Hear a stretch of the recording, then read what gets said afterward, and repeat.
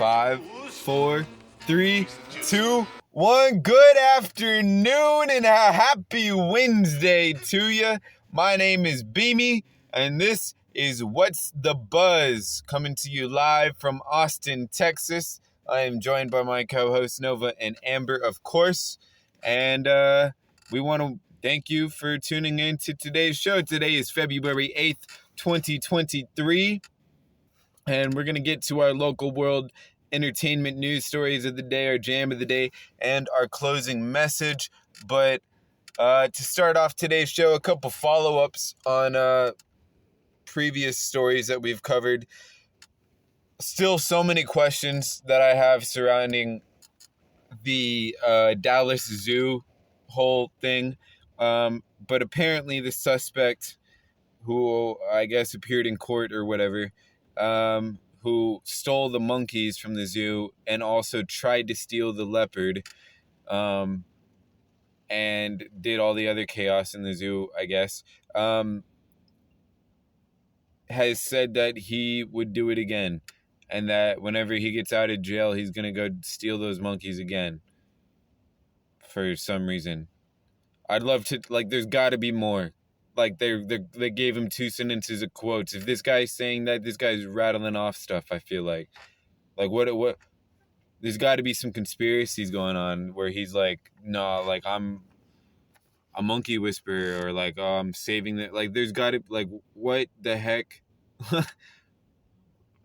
And the whole abandoned home thing. Now it's called an unoccupied home.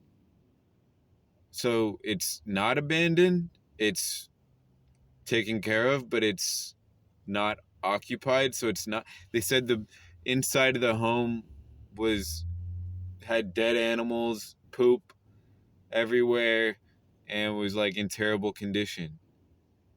And that the shoes of the guy that he had been on camera wearing was, and equipment, because he had stolen, apparently they reveal that he had stolen supplies from the work closet of the zoo. How does the Dallas Zoo, before this happened, have such terrible camera work or security system? Why is it so easy for these? There's got to be, who is his buddy that works at the zoo? How is it this easy? They say that he's not on camera trying to catch the leopard. Then where are the cameras? What, isn't a zoo, first of all, aren't they, getting tons of money from people? And second of all, shouldn't that be something that is one of the more surveillanced things in the city? Considering they don't just get to seal up their doors and close, and then that's it, and you just, if you want to steal the supplies in there or whatever, that's your thing. There's live animals in there who are always there. That's crazy. Anyways, just a quick follow-up on that. That has become apparently a national headline. And then another, we'll get to it. It's in one of our stories of today. So let's go ahead and jump into our high five topics of the day, beginning with our local news story. This comes from KXAN.com. Of course, all of the stories we talk about today will be linked down below in the description box. Our local news story begins today with guns stolen from cars on the rise in Cedar Park. First of all, it doesn't surprise me at all that Cedar Park has a lot of cars with guns inside of them. Second of all, I guess if you're going to carry a gun in your car, now you got to watch out for the fact that people know that people carry guns in cars. There has been a strange amount of break-ins that I've even not witnessed, but just seen the aftermath of. And this article even says it's not limited to just Cedar Park. So why they, I guess maybe Cedar Park is happening in the most frequency. It says it's a hot start to the year for guns and car theft. But I was at Zilker Park. This was probably almost a month ago, maybe, probably a few weeks ago, with the pups. And on my way back to the car, when we were leaving, there was some people who had already come back to their car, and they were on the phone with the cops, and there was glass shattered everywhere next to their vehicle, and someone had busted their driver's side window. I don't know if it was their back. I think it was their back window. Maybe it was their driver's side window, just completely shattered, and they were like asking people around if they knew who had done it or they'd seen anything. And I was way far away in the park. I had no idea, but I didn't even remember that until I guess it was a couple days ago. I was over at Dog Park Blue, or the Onion Creek dog park area, and I was coming back to my car. Nova was following these people to their car, so I was trying to round her up, and so I was passing by these two cars that weren't mine, and someone from one of the cars that was inside the car is like, "Hey, were you here?" I was like, "What?" They were like, "Are you? Is that your car you parked here?" And I was like, "No, my car's over there. I was just trying to get my dog." And they were like, "Oh, because someone broke in." And I had realized, like, "Oh yeah, you're talking to me through your broken window." Their passenger side window, front seat was smashed in, and they said that their purse was stolen, and they think they had their AirPods in there, and whatever, something. But yeah, their purse, and their, I don't know what it was, something else that was stolen. Um, and I was like, "Well, you have your phone, right?" And she was like, "Yeah." I was like, "So," but I mean, I could. Oh, and then she said that she saw that whoever it was using her card at Walmart, like right then. Um, so good luck to her. Hope that we're. I mean, at least all those things can kind of be replaced, and cards can be replaced, and refunds can be made, and if you went to Walmart, he's on camera. It's hopefully better than the Dallas Zoo. Uh, certainly is when I walk in there to Walmart. But yeah, so I mean, it doesn't surprise me that these thefts are happening all over the area, and those of you with guns are probably gonna get your gun stolen when they're in the car. So um, I don't have anything anyone want to steal anyway. They could go ahead and look around.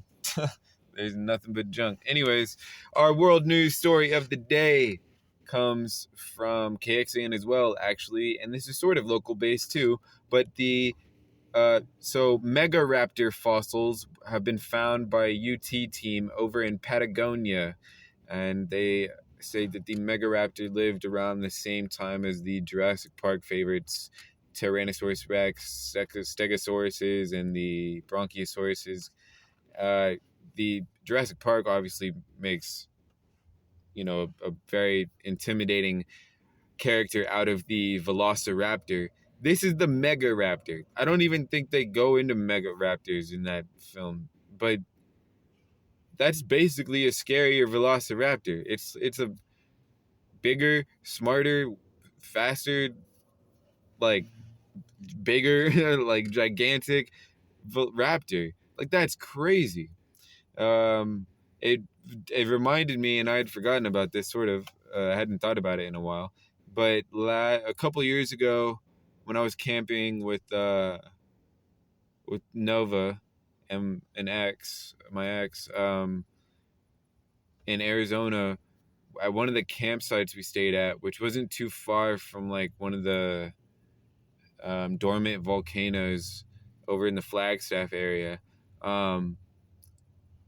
On like we I think we were going to leave, but then we decided to extend our days or something like that. And on one of the nights we were there, it rained. That was one of the places I saw some of the craziest storms during that time. It was the obvious also, like when we got there, began their like first ever, or not ever, first true monsoon season in 22 years. They had been in the middle of a 22-year drought, which is crazy.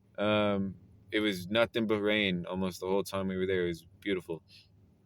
And so, anyways, one of the mornings, I think it was, after a big downpour, all of a sudden Nova starts.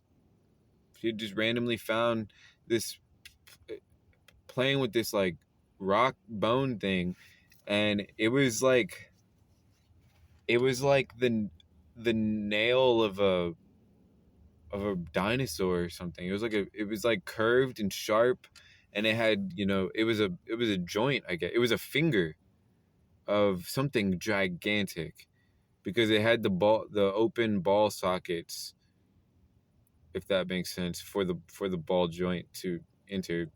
So it was something that rotated, and it was just like a what is it? Like a raptor claw looking thing. And we, you know, tried to figure out what it was for a long time, and eventually Nova just loved this thing so much, and we realized that like this was her gift. Like it just randomly turned up in the forest, and she was the one who had it, and there's something about it that it sent her into a different level of peace and joy, or like excitement and joy and happiness, and she just loved that thing so much. So I eventually, just gave it to her, and let her, I felt like it was hers in a past life or something, and let her, um, have it as she wished. And she chewed that thing for over a year, and it barely made any dent. And then finally, like after probably over a year and a half of chewing it, it started kind of softening up, and getting. And she finally, it took forever. She was breaking it apart. It was the toughest thing I'd ever seen. It was like petrified or whatever. But uh, it kind of started coming apart, and then it became a little like of a choking hazard or whatever, and it was kind of destroyed or whatever. So I I think it still exists somewhere in its broken form, but I do not have it anymore.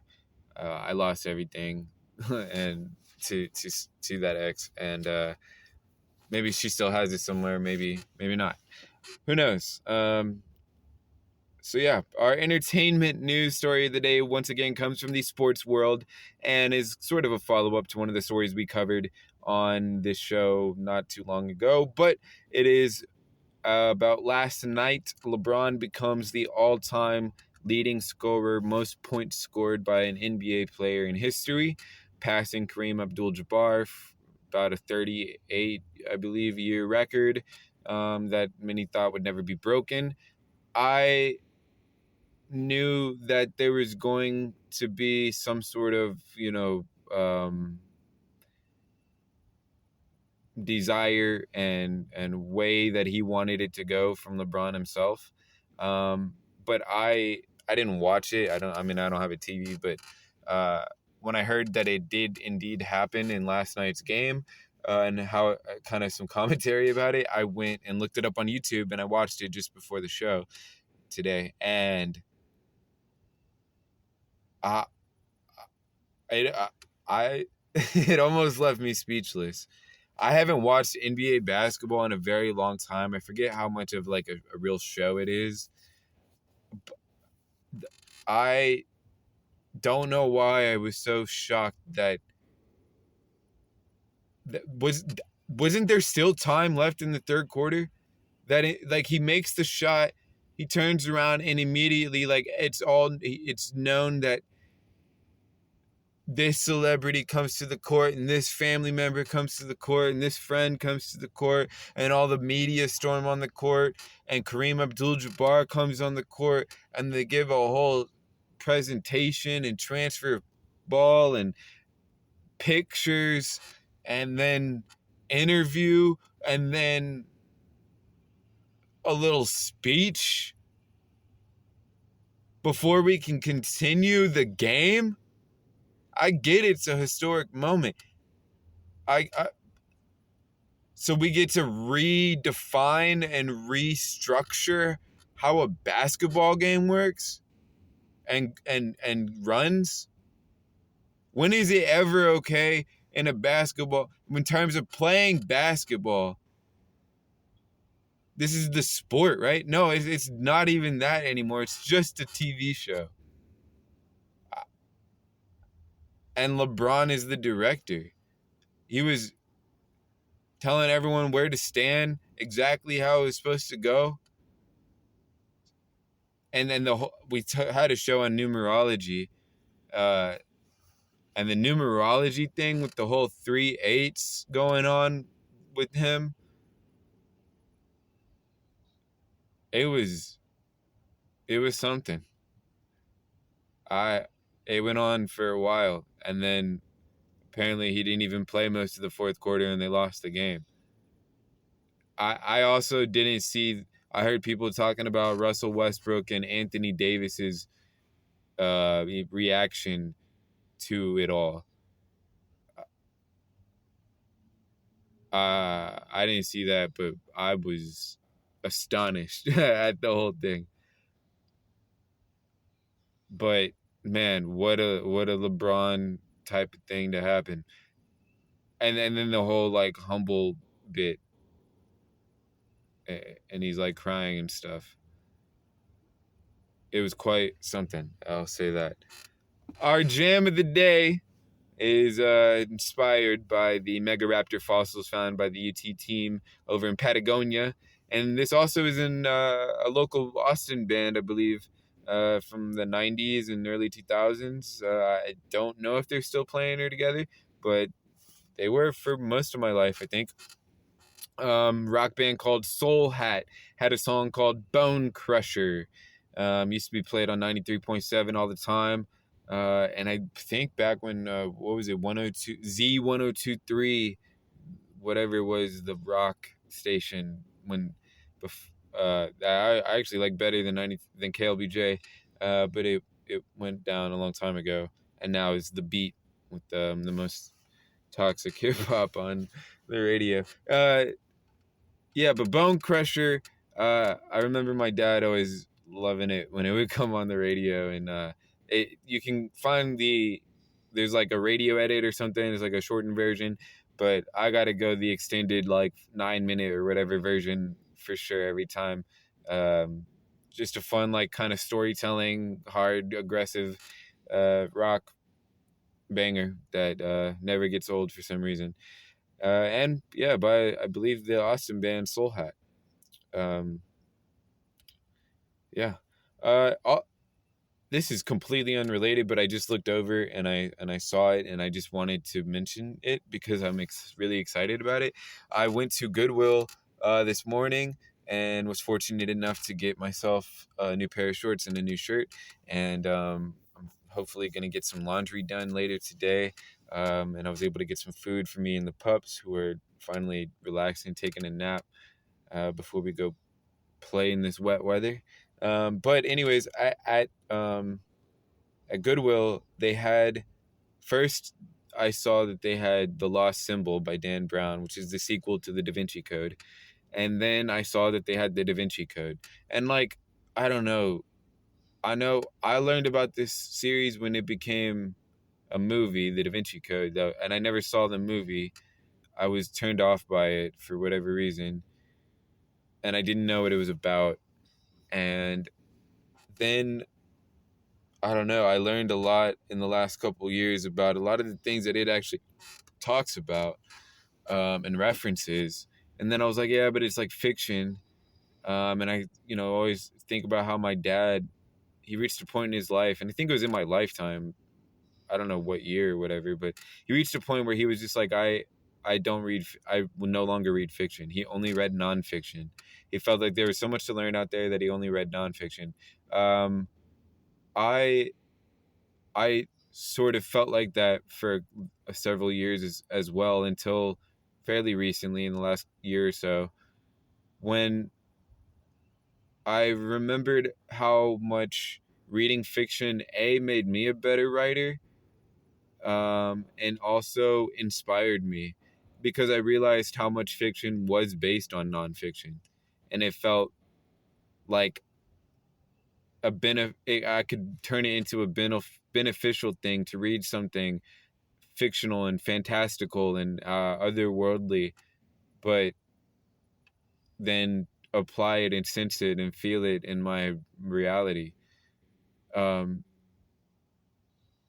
which as a kid is natural, and it's okay. It's like not something that hampers your life experience. I think sometimes, I guess, if you do that as an adult, you can lose your grip in a way if you take it too far. But remaining grounded and remaining yourself and remaining present, but also being open and connected to something bigger and beyond and more exciting, um, is something I really appreciate about reading certain fiction books.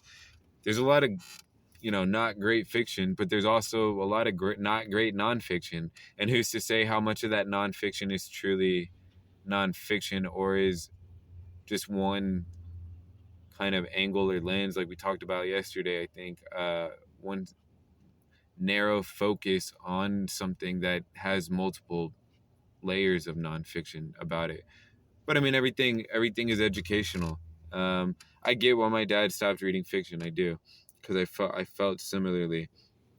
Anyways, I was even hesitant to buy this book, The Da Vinci Code. I was like, it's so cheap, like it's not gonna hurt, and I could use something to switch up what I'm reading. I'm reading a nonfiction book right at the moment, um, that I got from Goodwill a while back, and it's beginning to feel like I'm slowing down, and I kind of want to be able to go back and forth between this and something else. And so I was like, oh, The Da Vinci Code. And what convinced me to buy it is I opened up the lost symbol, and I was debating on buying both, and then I eventually put the lost symbol back and was like, let me just start one at a time. I'll read the Da Vinci Code, decide if I like it, and then at that point, the lost symbol will come back up, and I'll be able to buy it again. And I opened up the lost symbol, and I went to the first page, and I saw that it started with this page that said fact, and then followed by a bunch of things that it said were facts about the rituals and the locations and the basically the research gone into some of the things about Freemasonry or like underground societal stuff, or the secret knowledge that the book talks about. And it basically sets the tone for like, yes, this is a fictional book, but we're creating this fictional story out of something that is very reality based in your world as the reader. And I really appreciated that, and it made me really want to read that book. But I was like, prove that you want to read that book by starting with the first one. So I ended up buying the Da Vinci Code, and it also begins its book with a page that says fact and explains some of the truths that the book is based on that are true in reality. So yeah, there's just something about this series that I don't understand, and it's about dang time I just make myself understand by reading it. Dan Brown's I know very little about him, and what I do know about him is very intriguing to me. So yeah, I appreciate the new find and the new inspiration to dive into this book. I may let you know how I feel about it sometime. So our closing message today is to be mindful of your worries. Allow yourself to have fun.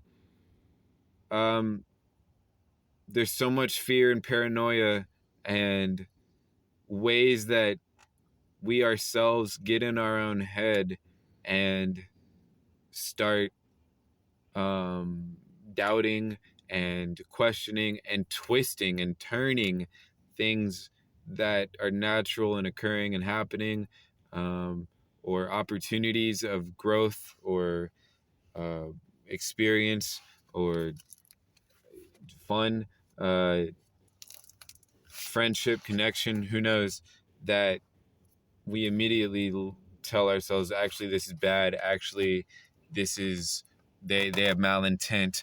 Actually, I don't trust this. It's good to be in touch with yourself. It's good to question things, but it's also good to relax. And, we're going to make mistakes. So we have to be okay with that. We're not going to make the perfect choice every single time, because we did, we would already be learned, I guess, and we wouldn't be learning. We wouldn't have a purpose in being alive, because we're alive to learn. And so we can't make every choice perfectly. We have to make mistakes, and some of those mistakes can be less big than others, and that's hopefully the idea. As you live and grow and learn, that you make mistakes that are more just direction steerers rather than life altering um, pits. But that's coming from me, who has had a share of life altering pits that have taught me a lot. And I'm still I'm still learning, and I'm still growing.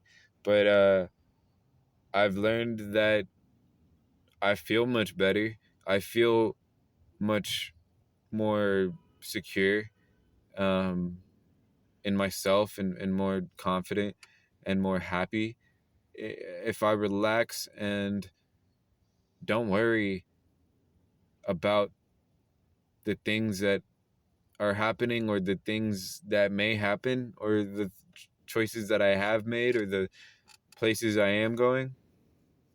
But it is, I mean, I'll be lying to you if I said I didn't have those doubts, those thoughts, those, yeah, buts, or well, this, and what if that, come up all the time. And I have to recognize, like, is this something that is just immediately buzzing in to make me try to think I know more about a situation than I do, to solidify that it's bad when I can't even say that it is or not? Or is this like a legitimate, like, fair, you know, in intuitional feeling that has a purpose and wants me to look at something that I'm not considering? And usually, like, there isn't much base to the doubts. There isn't much legitimacy to the feeling. And I just have to say to myself, well, then let me give it a shot until it becomes more clear. Let me not shut down something until I understand it. Because who am I to say that this should be shot down, or I should neglect this, when I don't even know enough about it, and I'm only getting pieces and bits from either my own altered perception or what someone else is saying. And I can only know if I experience the experience. That's the learner I've always been. Teachers and parents and whoever could always tell me things, and then I still would end up not even realizing that I thought I understood them, and I thought I'd followed, but I actually made the exact mistake they advised me not to. But I didn't even get it until I had done it, to actually realize, yeah, that's a mistake. That's a bad idea. I had to learn. I had to go through it to learn it. And I don't know if everyone's like that, but I certainly have been someone who had to go through the consequence to learn how I actually wanted to proceed, and, like, embody that and feel that and understand that, to feel like I've been growing, and to, like, not keep going down paths that I've uh, already been hit by. So, yeah, that's gonna do it for today's show. I know that closing message was kind of all over the place. I hope that made sense. Thank you for tuning in. I always appreciate it. It's fun to do this, and I hope the listeners out there are getting something out of it. Feel free to follow me on Instagram at Beami Music, Beami Music. You can go to my website, beami.earth, and there's a couple interviews, couple jams, couple writings, and yeah, today was I woke up feeling good, and I felt better as the day went on. Excited to progress through the rest of the week, and we will catch you tomorrow for our Thursday edition. On behalf of Amber and Nova, we hope you have a very good Wednesday afternoon and evening. Peace, love and light. Good night.